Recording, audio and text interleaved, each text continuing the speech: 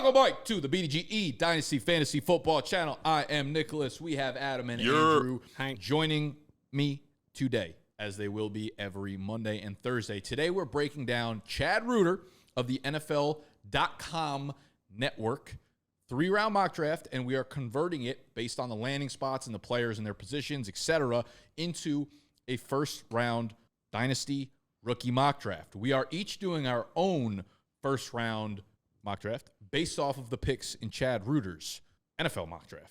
Reuters. Reuter. Correct. What was that? There was like a catchphrase back in the day. Roto Reuters. Remember that shit?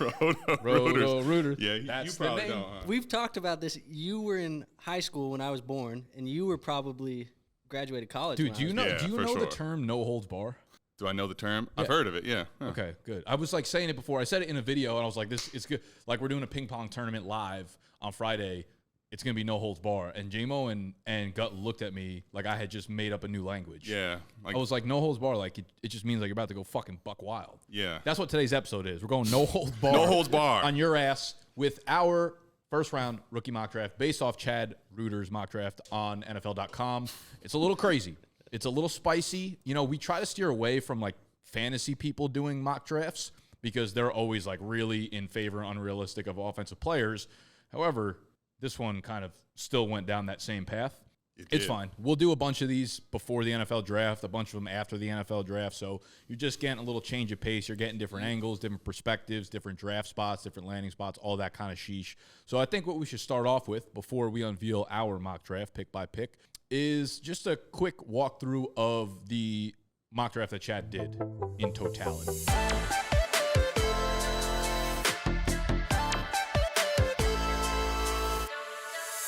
I mean, this mock draft, if this was to happen, like if all of this shifted, this is great for the 24 rookie class in fantasy and dynasty. Yep. So Massive. we have the top 5 picks are all skill players. Caleb Williams at 1, Jayden Daniels at 2 to the Commanders. Now, the Patriots actually traded Justin Fields out of the 103, gave it to the Bears. So now the Bears have the 1 and the 3, took Marvin Harrison to pair up with Caleb Williams. You love to see it. Drake Maye goes to Denver with the 4, who also traded up. There's some trades going on in this stuff, but we have all the landing spots, teams, et cetera, on there for you. Sidebar, I would not be a fan of the New England Patriots Justin Fields experiment. I don't know if I would enjoy that as somebody who just traded for Justin Fields. But I do think that this is ideal for fantasy football because of those top 5 being the fantasy players. I think there's some pretty good landing spots in here too. But yeah, I think really, and tell me if I'm getting ahead of ourselves, but I think really where the most value comes out of this in this mock draft is the running backs, because we didn't expect that necessarily to be a strong point of this class.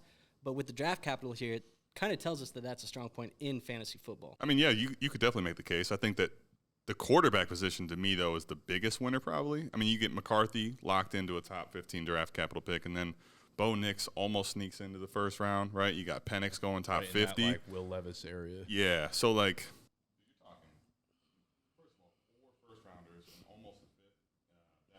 That's massive for a class that already has a lot of really good receivers. I mean, you got 5 first-round receivers. You got 2 first-round tight ends. No running backs, but we did get 4 sneak into the round 2. Whereas, like, in totality, if you look at previous years, you're not typically seeing 4 go within the first 60 picks. You might see a first-rounder. You might see 2 first-rounders and then, like, a second. But usually you don't see 4 off the board. And I don't expect it to really go like this. Yeah. So this one, again, I think is a little bit maybe – unhinged, but I think it'll be fun for fantasy purposes based on this. Agreed. Big time.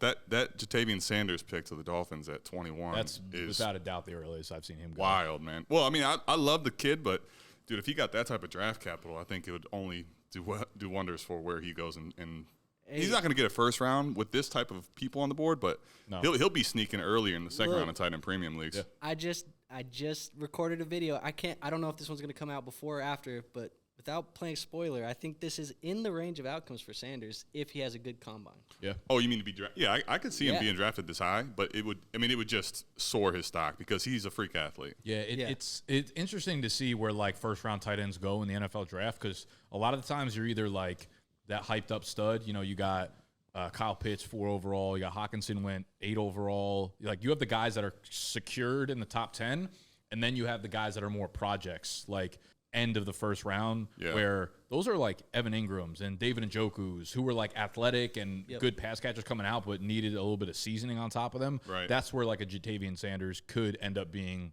that guy compared to those guys. For sure. And obviously we get our Chiefs receiver in the first round, Keon Coleman. Just to really spice things up too, All right, fuck it. Let's dive into the mock drafts. Let's do it. I think what we're gonna do, we're just gonna throw them all out on the board right now. All right. I think all 3 of ours will just be on the board, present for you guys to see, and then based on that, we're kind of just gonna pick apart our differences, where we see opportunities in the first round, stuff like that, and also tomorrow's video.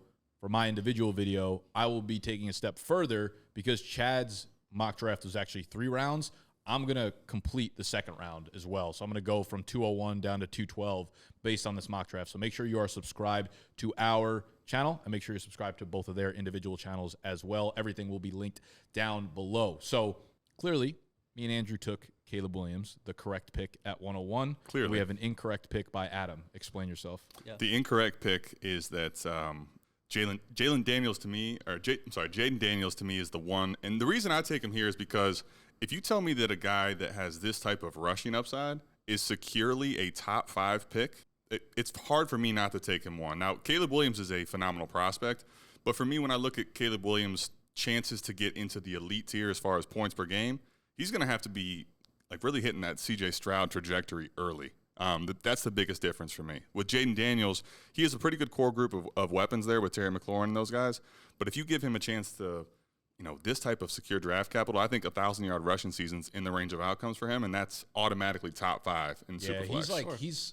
I'm not going to say he's a sneaky, awesome rusher because everyone knows, but he's like a sneaky elite rusher. You know what I mean? Like I don't think people are looking at him with the upside that like even like RG3 back in the day kind of thing where you're like, oh, he's not just a mobile quarterback. He's going to win you fantasy games because of his legs. Right. Like you can design runs for Jayden Daniels. You 100%. Should be. If you draft him at 2, you should be. Now, obviously, you don't want to get him hurt, but he's a guy that, you say Lamar, and I'm not trying to act like that's Lamar and RG3 type like rushing, that is in his range of outcomes. I'm not saying he's guaranteed to get that, but that type of rushing talent is what he is. And what I like too about Jayden Daniels in that Washington Commanders fit there is that you have the Cliff Kingsbury hire as the offensive coordinator who worked with Kyler Murray. You like that? I do like that. I thought he was fucking terrible. I know Cliff got a lot of flack coming down at his last couple seasons there in Arizona, and I think a lot of that was probably personal stuff between him and Kyler Murray. Obviously, I don't know. I'm not in the building.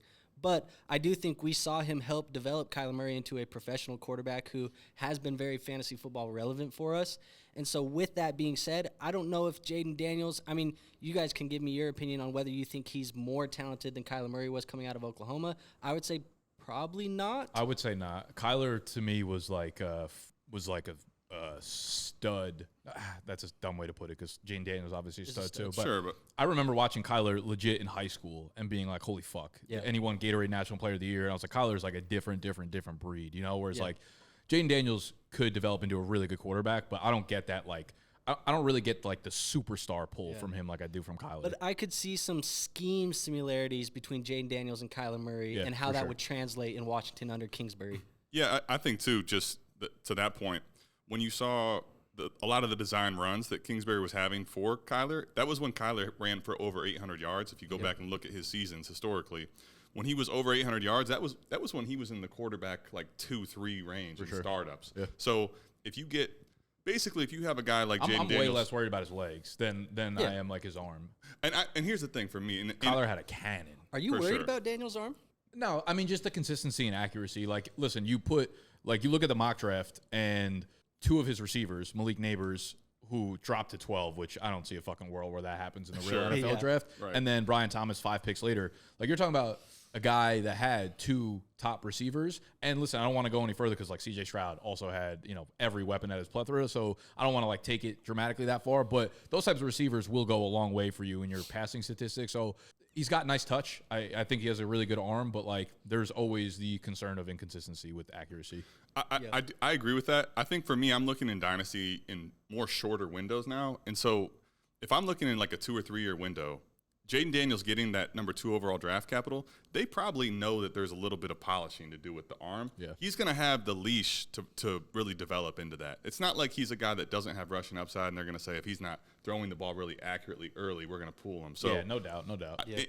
basically, what I'm saying is not that I don't have concerns with his arm, but when he has this type of draft capital, I know that he's going to play long enough where I don't have to worry about that for the next 2 or 3 years, realistically. Yeah, and I will say, going back to one point, like you said, Caleb Williams might have a tough time getting to that elite tier, but I mean his play style is not anywhere too far off from like a Mahomes or Josh Allen, right? They're big body guys who can move really, really fucking well. So he doesn't need to have 80 yards a game, 60 yards a game on the ground because he can consistently have 25 to 35 on the ground, and that will get him into that Allen Mahomes range. And in this specific situation, you're giving him Marvin Harrison Jr. and DJ Moore as his receiving options, which can really elevate him. That's honestly the biggest thing that would prop up a guy like Caleb Williams in my mind is that going in with DJ Moore, right? You have that as the one, and you're wanting to see what the weapons are. You get a guy like Caleb Williams off the rip, Marv and DJ Moore.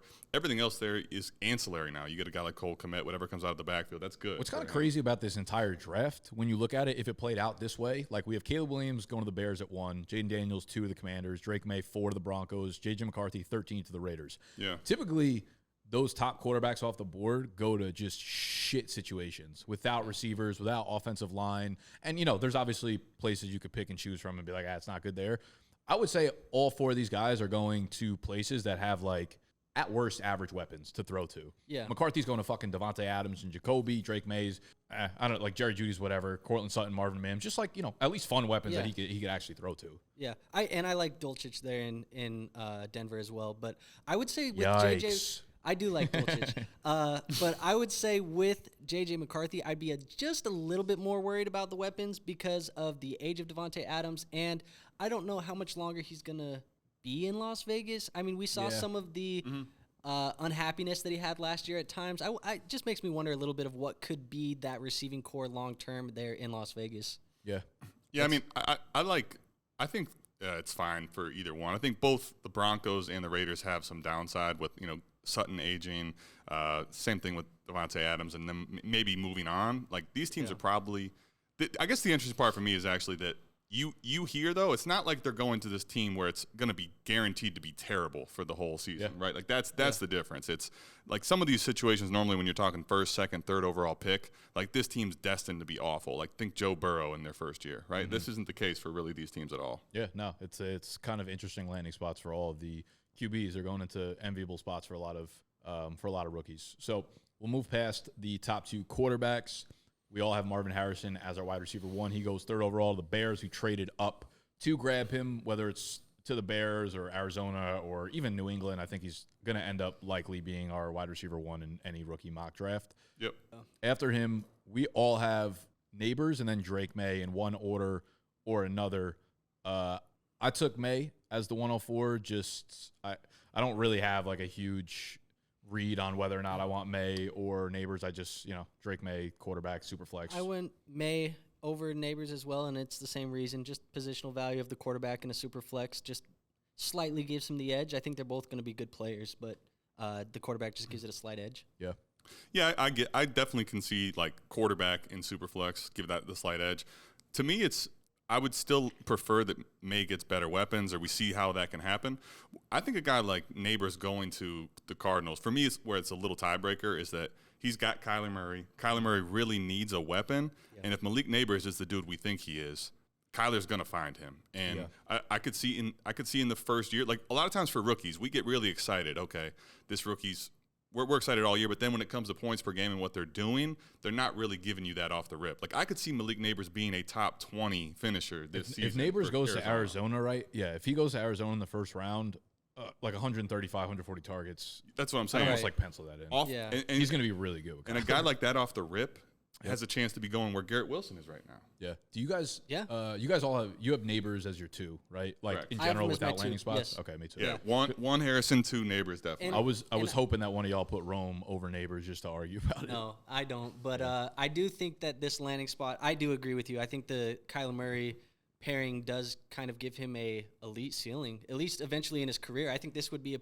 place where he could potentially give you some top 12 seasons or a top 12 season eventually with Kyler Murray here. It would not surprise me. Based on these landing spots, like if Malik, I'm so in on Nabers just as like a prospect.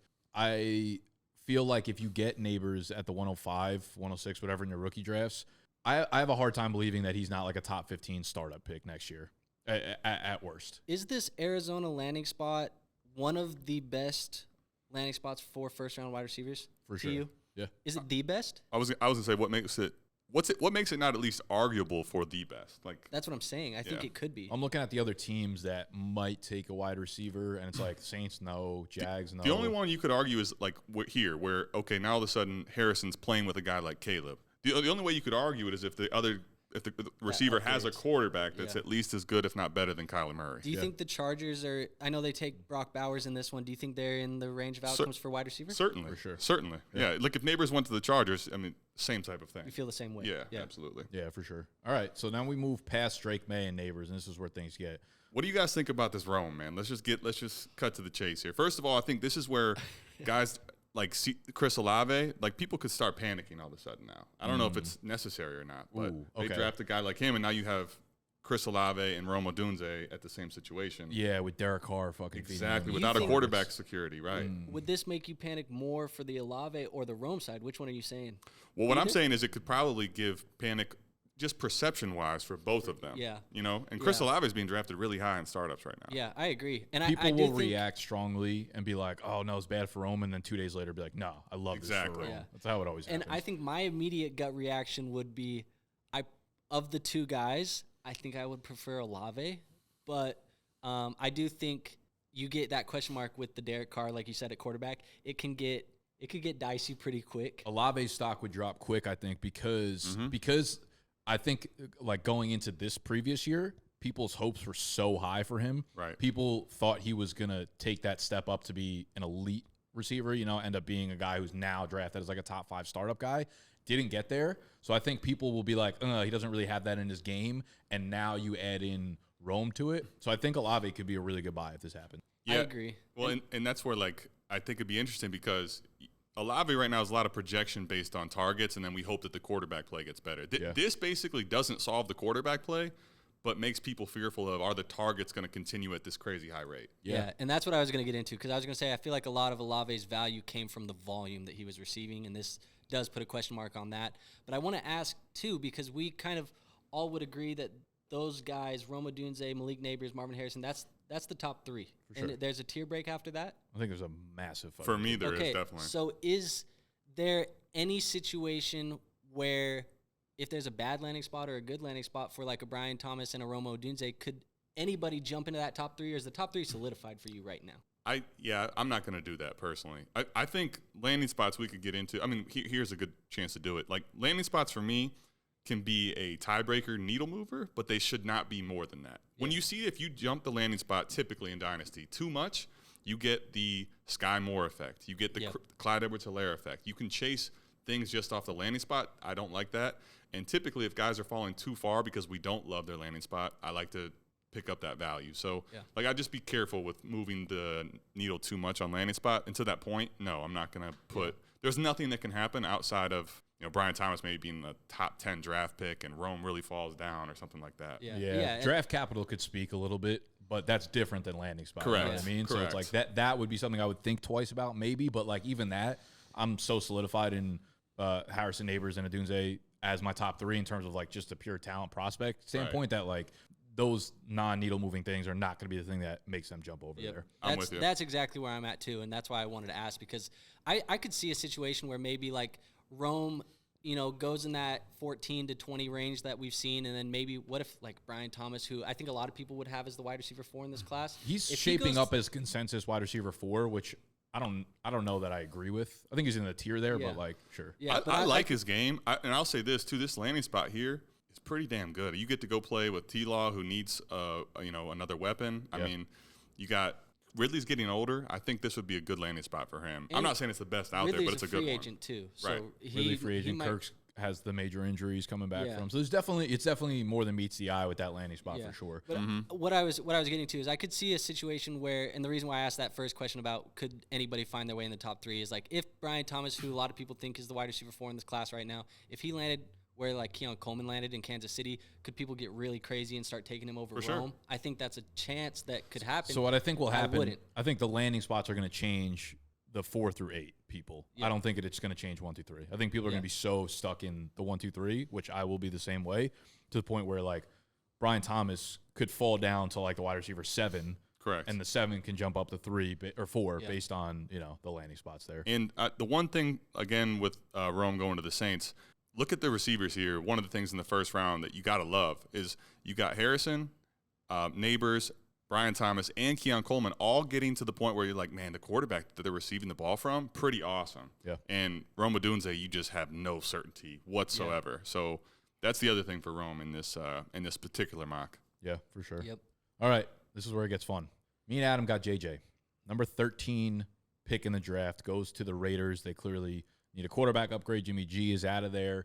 Aiden O'Connell is Aiden O'Connell. You took Brock Bowers. Now, we're talking in tight end premium. I think we'll probably always talk it at the basis as tight end premium on this channel. Yep. Brock goes all the way at pick number 5 to the Chargers. So you're talking about elite draft capital. You're talking about a landing spot with Justin Herbert there. So that makes sense to me. With J.J. McCarthy, I mean, you got him going all the way down at 9. Yeah. Talk to me about that. Yeah, I mean, I just think it's a good Yap. I just think it's a good class overall. I mean, when I look at some of the talents that I put over him, Rome Odunze, Brock Bowers, like I don't really think a lot of people would be mad about that. Now, the one is Brian Thomas Jr. I think I like the landing spot I was accounting for. Them using a first-round pick on it is probably a move on from Calvin Ridley. That's what I would assume here. That's why I took him there. And I think that pairing with T-Law does give him some pretty good upside in Dynasty Fantasy Football. So that's really the reason why I did it. I just think the class overall, though, is so good that, unfortunately, I think in other years, J.J. McCarthy would be higher for me. But just because of the talent in this class, he falls down a little bit further. Oh, so you don't dislike McCarthy? I don't dislike McCarthy. Okay. I think of these quarterback landing spots, I do think that McCarthy's is a little bit worse than the others. I just didn't like it as much. And I don't know if McCarthy has put as much on tape as some of the other guys like Daniels, Williams, Maye. So he gets bumped down a little bit more for me. But again, it's not anything about hating J.J. McCarthy. It's just I like all these other players so much that I want. Unfortunately, J.J. is the one who gets bumped down because of that. I'm interested to see the narrative around McCarthy this offseason because at first it was like, the championship is over and everyone's like, oh, McCarthy's not like a serious NFL top first half prospect, right? Because they don't ask him to do much. Right. And now you're hearing like the Daniel Jeremiah's come out, all these guys that are like NFL teams love this dude. Yeah. And now I think the mindset in Dynasty will shift to like, no, I love JJ McCarthy. It's like, no, you probably really don't. But I also think it speaks more to if he's going that high, like you take a guy like that in a super flex draft. You know what I mean? Like I'm looking back at I went back to all the NFL drafts since 2000, and here are all the QBs drafted from pick 10 to 16. It's a mishmash, right? We got Justin Fields, Mac Jones, Dwayne Haskins, Josh Rosen, Mahomes, Deshaun Watson, E.J. Manuel, Blaine Gabbert, Christian Ponder, Matt Leinart, Jay Cutler, Big Ben. So it's a relatively short list for 23 years, but you have massive hits in Mahomes, Watson, Big Ben. You have intermediate still to be determined in like Justin Fields, Mac Jones. Jay Cutler is a good player. Then you have a ton of busts with all the other shitty players I named. So it's like that draft capital is enough for me to be like, okay, NFL GMs fucking hit, they miss. They're terrible at evaluating quarterbacks. We're terrible at it. We're good at it. You know what I mean? It's like all over the place to the point where a team is committing that draft capital. He's their quarterback of the future. Yeah. So in a super flex league, I'm in. I will say, if McCarthy went 2 picks earlier, pick 11 to Minnesota, I think I would be a lot higher on him. And not just because I'm the Minnesota Vikings fan of the group, but I think throwing to Justin Jefferson, Jordan Addison, TJ Hawkinson, like having that with Kevin O'Connell as a coach, dude, I think people would lose it for J.J. McCarthy. And honestly, I feel like that might be his best NFL landing spot possible is Minnesota. I mean, it'd be hard for any quarterback not to feel great throwing to those guys. I'm with you there. Now he's also like super, not super, but he's athletic. Like he can move. He is. I think McCarthy, like to your point, McCarthy's a tough eval. Seeing what he did at Michigan, it doesn't really like bring a lot of excitement. But if the NFL and teams are saying they're this in and he goes top 15, I think with the scarcity at Superflex, when I'm getting to this point in the draft where I don't feel like anybody's a rock star guaranteed I can't miss on this player, I feel like I can move a guy like McCarthy in leagues. So for me, that's the tiebreaker where I put him at the 106. I just think that he can move for a lot more, and I putting I'm gonna Rome value under that. hurt a little bit. It hurt for sure, but like based on capital, based on landing spots and everything, it just felt like Yep. it was what needed to be done there. Mm-hmm. So Brock Bowers. Yeah. Brock Bowers up at 6. You and I both have him 8. at the 108. Yep. So listen, like we're just like you said, you weren't born yet by the time we were in high school, but we are old enough to remember Kyle Pitts 4 years ago. So am I. Speak to him. You are Just a okay. little bit. I was in middle school. There you go. So you remember the hype, you remember the generational, and what's funny about that is like it fades away, and people are like, no, Brock is generational, and I'm like, no, this was the same discourse with Kyle Pitts. This was the same discourse every fucking year. We do it all the time, and when you look at again the fantasy tight end landscape this year, of the top 10 fantasy tight ends, 3 of them were first rounders. Only 3. 30% of them were first round. The rest of them were second, third, fifth rounders, or whatever. It was Njoku, it was Ingram, and it was Hawkinson. So you have one guy that's top 10. You have 2 of them were in the 20s. Right. So you're not like draft capital, great for tight ends, cool. I wouldn't say it's really the most predictive thing when it comes to like being a great prospect. Brock Bowers, definitely in another class of his own. I just question whether or not like it's a flatline linear thing of like great prospect, tight end, good, going to be great at the next level. It just very rarely works out like that. Yeah, I agree. And I have him highest in my mock. Took him at the 106. But I think having that elite tight end does give you an advantage over your league mates, especially in those tight end premium leagues. So getting the shot at finding that elite tight end and a guy like Brock Bowers, I think that's why I was a little bit higher and why I took him over like a Romo Odunze. Just because if you can find that tight end advantage, it's going to set you up for success in your dynasty leagues. Yeah, it can. I think for me, it's more so if I'm going to be weak somewhere, it's tight end. So just generally speaking, and positionally, I value tight end the least. I also know that Brock probably, I'm almost kind of saying by putting him at my 108 here, I'm going to end up being out on what his cost is really going to be. He's probably not going to make it to 108 to the point he was making about Kyle Pitts. Kyle Pitts before Laporta this year broke the record. Like he had the best rookie season we had seen in forever, but he didn't continue to follow that up. Brock Bowers isn't necessarily guaranteed to have that production out of the gate, and I don't know that I can trade Brock Bowers, depending on what the tight end premium in my league is, for as much as I can McCarthy. So a lot of that's just me projecting. I could be totally wrong there, but I don't typically find that when I have a tight end like Brock Bowers that I can really get like crazy hauls back, whereas I can with a tight quarterback. ends are like a position that's tough to move just in general. It is. People don't like to like base a trade around a tight end. Yeah, I feel like just people don't necessarily like tight end in general. So like even that is just like a narrative in itself. But I do think the way that I like to play the tight end position in my tight end premium leagues is I want to find that elite tight end, but if I don't have it, I'm with you where it's like I'd rather punt it. I don't want to play in that middle ground. I'd rather take a couple mid-round shots. Like if you could go and get like last year in startups, like I was able to grab like some Cole Kmet's, Pat Freiermuth, like later in drafts, and then you get a couple of those guys and just hope one of them becomes that next guy. Yeah. That's what I tend to like to do. Right. But I think this one, I'm taking the shot on Brock being the elite guy. That's kind of why I have him at 106. I mean, to be like, if I was going to argue the for Brock narrative, it's right now we're coming off of seeing Kincaid start to do well, Laporta do as well as he did. So the fact that we have some rookie tight ends last year that are playing well might make Brock Bowers' cost more inflated. And the one other piece of it would be Keenan Allen aging, Mike Williams, cap casualty possibly, and now you got a lot of opportunity where maybe they need to lean on Brock Bowers as the number 1 receiving option, or at least the number 2 receiving option for Justin Herbert. Could be pretty valuable, especially in that tight end premium. On paper, it makes 1,000% sense. Like anyone who's watched Brock Bowers play, like incredible with the ball in his hands. Like they ran their offense through him. I think like 40% of his targets this year were on screenplays, which is crazy to believe, but so good with the ball in his hands. Like just a bona fide playmaker. It just so rarely ever like linearly works out for the tight end position. It drives me fucking nuts. Which is I like the same strategy of like you're in a startup, go grab like last year in a startup it was like Ingram. Njoku, likely. Those are like 3 of my picks in rounds like 8 through fucking 14 or whatever. You know what I mean? And I like playing them at flex too sometimes. So I don't mind like stacking them up. I agree. I was buying a couple tight ends last year and I fell into some Trey McBrides and some Sam Laportas, and then that obviously became a very, very good team. Ridiculous. Like I got it because I had Mark Andrews. I took the shot on the elite tight end, and then I punted everything else and just took like Sam Laporta in the 3rd round of a rookie mock or of a rookie draft. And then I got Trey McBride on the low, like a late 2nd round pick in a trade, and it ended up. Now I don't need all these tight ends. I need to try and move one. I mean, if you look to it cost, like Njoku and Ingram, right, to your point, drafting later, in the most meaningful weeks, they were the like best tight ends in the game, and you drafted them like significantly later. So I typically like to go that route when I'm filling that position. So we went Rome, Brock, and we got a little bit of a pivot. I went Keon Coleman at the 109 because he went 25th overall, first-round draft capital to the Kansas City Chiefs. You went Brian Thomas, 17th overall to the Jaguars. Yep. This is where you took McCarthy. Yep. Then you both took Keon Coleman out of Florida State. So a lot of kind of the same here for the most part.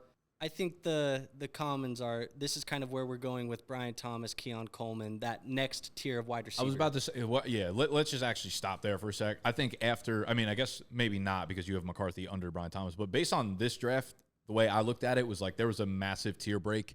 Assuming J.J. McCarthy goes as a top 15, top 10 pick, whatever. Correct. In my eyes, realistically, that's how the first 8 picks in a rookie draft are pretty much going to play out. I think there's a huge tier break after. I'm with you. It kind of feels like there's I'd almost say it's a 105 tier break and then a 108 tier break, but then the 109 down definitely feels like there's a value loss, like in perception of how people are going to feel about players from the 109 down. I will say though, based on this compared to like last year, like if you got stuck in like the 109 to 112 range last year, it felt like you were literally drafting a player that you didn't want on your fucking team, where I feel like the class this year is really talented. I mean, just look how many fucking first-round offensive players we have. Well, and I think, too, to the point, like 23 as a whole, that class, a lot of what was making it valuable or we were hoping for was all those running back positions. Yeah. This year, it's littered with receivers, right? And you got four quarterbacks in the first round. That makes it just crazy value. Yeah, and I even think, like, because we're looking at our top 12, obviously. Like, there's guys that I was debating. I think there's 3 or 4 more guys that aren't on my top 12 list that you could debate as for sure first-round picks. Yeah, definitely. Because, I mean, we have another fucking 5-6 skill players going in the first 10 picks of the second round. Yeah, Adonai Mitchell, you get to throw him in there with Terry. And see, I love A.D. Mitchell. Yeah. See Brett Coleman's tweet today. He's been I did not. No, I've been traveling, man. What did I miss? So basically, he just like he'll put up like a picture of a prospect, and then he'll put up a picture of like the player comp that he thinks it is. So he'll put up like 2 players, whatever, and he'll just be like IMO, like in my opinion. So for A.D. Mitchell's, he put C.D. Lamb. How did I know you were going to say that? I've seen somebody compare him to C.D. Lamb before too, which is insane. It's crazy. But I love A.D. Mitchell. I told you this before. He's my wide receiver 4 in this class right now. Yeah, I recently did a mock draft on my channel where AD went to the Kansas City Chiefs in the first round. I've seen that a few times. Ridiculous. Well, like, I think we could be talking about AD Mitchell as like 106 range if he's going to Kansas City in the first. I mean, I know it's not on the board here, the 201, but if I had the 101 and I'd be definitely drafting the stack of Adonai Mitchell to go with my Jayden Daniels for sure. He would have been my 201 in this draft class. But nonetheless, we have to get down to the 111. We got to get down to the 112. Andrew, you and I took Bo Nix, who went 33rd overall, which is the first pick of the second round to your Minnesota Vikings. Yeah. How you liking that, man? I wouldn't like it as a fan, but we talked about the landing spot being very quarterback friendly. I think at that point, again, taking that kind of what we talked about with Drake Maye, that positional value at the quarterback position in Superflex leagues. It may not be as talented of a player as I think some of the other guys are ahead of him. Mm-hmm. But again, you get those weapons. It's just I'll take a back end first and take the shot on that guy. Yep. Let me hit you with some second round quarterback data. Hit me with some hit rates over the last 10 years. So I don't have hit rates per se, but we're gonna play a little bit of a game. Okay. Over the last 10 years, there are 1, 2, 3, 4, 5, 6, 7, 8, 9 second round quarterbacks over the last 10 years. Okay. So Will Levis was the most previous one. Mm-hmm. When you draft a player in the second round, I think most teams draft them with the assumption that like they're going to get on the field probably for you, right? Yeah.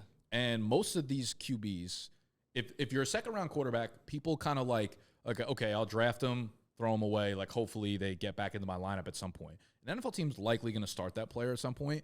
As soon as a quarterback steps on the field as a starter, their value bumps up incredibly, right? Yep. So there are obviously a couple whiffs, and I went back through Keep Trade Cut to see like what the peak values were of all these players. So like that. The 3 obvious whiffs: Kyle Trask, who was the last pick of the second round, so almost a third round pick. You have Deshaun Kaiser, who they don't have data on Keep Trade Cut for that, and you have Christian Hackenberg. Don't have data going back that far, but You have Will Levis last year. His highest positional value at the quarterback position in fantasy dynasty was. Is it as soon as he got the start? After he got a start, he's 3 touchdowns to D-Hop. I'm going to say like 18. Of where I think he would be positionally? What do you think? No. What do you think the highest value you ever had on where do you Keep think Trade Cut Where do you think his highest keep trade cut quarterback spot was? Yeah, positional. I would say they keep record of it, yeah. 21. Okay. He got up to 15. Yeah, I was going to say 20's low. Jalen Hurts, the next second-round quarterback. Well, yeah. Got up to QB1 at one point. Drew Lock, second-round quarterback. 11? He actually had that really good finish. People were kind of excited. 11? That seems high. I'm going to go 15. 12. Dude, I fell for the Drew Lock hype pretty hard. I remember really that. liked This Drew is Lock. what happens. Yeah. The other, so you had Kaiser, Trask, and Christian Hackenberg. Okay. The other second-round QBs, Will Levis, value, quarterback 15. Jalen Hurts, QB1. Drew Lock, QB12. Derek Carr, second-round quarterback that was now a starter for 10 years. Jimmy G, Geno Smith. All those guys' peaks value, as soon as they get on the field, they're so worth the second-round draft capital. Was Hendon Hooker not a second-round? Third Third-round guy? Third. Yeah, now, third but round. actually, to the point you just made, though, a lot of what I like to just think about in general is what can I trade this player for at some point? That's the point I'm making. And to the point, that obviously is that, but then not even that. Add all of that. Give me the best weapons that any of those guys has. You could argue it's maybe Nuke for Levis. None of them are Jefferson, Addison, and whatever the Vikings have right now. Injured or not with Hawk. I like how you leave him off the list. Yeah. What? Who? You just hate Hawkinson. Oh no, I did that for you, my friend. I know. No, I just think that you bake that into it and basically say as soon as Bo Nix steps on the field, you're going to have this type of weapons around him. I mean, that's what I'm saying. Whether you want to keep him or not is up to you, but that's a huge value bump he might waiting not to start happen. right away, but as soon as he steps foot on the field, and if you're picking a player 33rd overall, like your plan is for him to start at some point or another over the next 2 years. Yep. As soon as it does, if that first game is good, he gets the Will Levis treatment. You know what I'm saying? Like, eventually it usually plays itself out because those guys get on the field and Superflex value goes crazy. Like, those names in the second round are crazy good values if you got them. And the older heads, like it's a little harder to get them at good value nowadays because people are so in tune with like Dynasty mock drafts and Dynasty values and shit like that. But back in the day, Derek Carr, Jimmy G, Geno Smith, they were probably like fucking third round picks in their rookie drafts. You know what I mean? So I think second round quarterbacks, real life NFL draft second round quarterbacks are really good investments in rookie draft. Yeah, especially like Bo Nix he's damn near a first round pick at this point, right? He's the first pick off the board in the second. To your point, like the one Kyle Trask, if it's super, super late maybe, but if you're talking a top 50 pick, there's probably some value coming to that person as soon as they step on the field. Yeah, and it's very unlikely they don't step on the field. Yep, and I think the same goes for Michael Penix, who you had at the 112. Yeah. He didn't slide into mine. He was my 202, I believe, right after A.D. Mitchell. I'm going into the second round of it. But same thing goes, like and 50th pick. That was kind of the same thought process is quarterback, positional value, getting a guy like that at the back end of the first. And, not as good as Jefferson, Addison, Hawkinson, but you have JSN, DK Metcalf, and Tyler Lockett. It's a pretty good receiving core. So, same idea, just another player, another name. Yes, sir. 112. Oh, so you got A.D. Mitchell all the way up at 111. Yeah, 111, yep. Good shit, yeah. I do think I would end up, just after this conversation, I definitely would change mine to where Bo Nix would be like probably 111 here. Mm-hmm. And then I would end up dropping Troy Franklin out. Okay. Okay. Feels personal. Right. No, I'm just it doesn't feel personal. I like Troy Franklin, but he didn't even make my top 12. There you go. So he did drop to 62 overall. I get it. I like him going to the Ravens, but yeah, again, this is a guy outside the top 50 versus a quarterback that has great weapons that's gonna hit the field. So that point is well done, my friend. So I win the award for having the only running back in any of our drafts. Jonathan Brooks out of Texas he's my RB1 in the class. Now he did tear his ACL in November, so he's got a little bit of a rehab. Modern day medicine. He'll get back on the field. I admittedly don't know if he'll be 100% for year one. In this draft, he goes to the New York Giants, 39th overall. So you're talking about early second round cap. Jonathan Brooks is 20 years old. Yeah. He's young as shit. So I'm not concerned about the ACL. He'll be fully fixed by 21 years old. You also think about the landing spot, Saquon. Quad's probably gone. I doubt they put a top 40 pick into a running back. One year, if that, maybe they keep Saquon just because Jonathan Brooks is coming. I mean, that would be an insane business decision to make. Right. But you get the point. Like, even if he's there for one more year, which I think would be the tops that Saquon will be with the Giants, then it becomes Brooks' team afterwards. And Brooks is like an all around like elusive player. He can catch the ball. He's explosive enough. Also the highest graded pass blocking running back amongst the class that I've charted so far too. I would say going along your point, and maybe a more likely would be, there's free agents like Devin Singletary who had a decent year with Houston. Like you bring him in and pair him with Jonathan Brooks while he kind of gets healthy. Yep. I think that could be a likely scenario. 100. But I do want to ask both of you guys, obviously you're high on Jonathan Brooks, but if he is not fully healthy year one, you say he's recovering from this, do you think that worries you a little bit for his career outlook? Because I would say that these days it feels almost like running backs are needed to come in and produce right away, and if you don't, it's almost like we're looking for the next guy. Fucking real for sure. Yeah, for sure. I mean, like, assuming he gets top 40 draft capital, that would say to me that the medical's checked out, and they're not worried about it. That's probably true. I mean, I value them more in like 1-2 year windows, but I mean, I'm not gonna at this point like put too much stock into his ACL. But there are other running backs if you didn't want to take him at 112, like Braylon Allen going to the Packers. AJ Dillon really hasn't shown that much. Aaron Jones is getting older. If you like Jordan Love, like there's other situations you could take too. But I'm not gonna hate on the fact that Jonathan Brooks has a lot of the traits you just want out of a running back right now. 100%. I agree, and I like Jonathan Brooks. I just think if I heard that, hey, he might not be fully healthy year one and it could be a bad year, I don't know if I want to throw my first round pick on that type of narrative. If he wasn't 20 years old, that would move the needle for me. If he was 22 even, 23, he's not my 112. But him coming in as 20 years old and being like he's got a little bit of time to kind of like recoup from it, I'm not too worried about it. Yeah, I don't think I'd have him too much lower, but I think I would – the Adonai Mitchell, Xavier Worthy, Troy Franklin, those would kind of be names that I would look at in the same tier as him, and I might lean those guys just being a wide receiver. Yeah, I might be overly excited here. It's fine. Well, fuck it. Hey. Fuck it. Fuck 'em. That's all we got for y'all.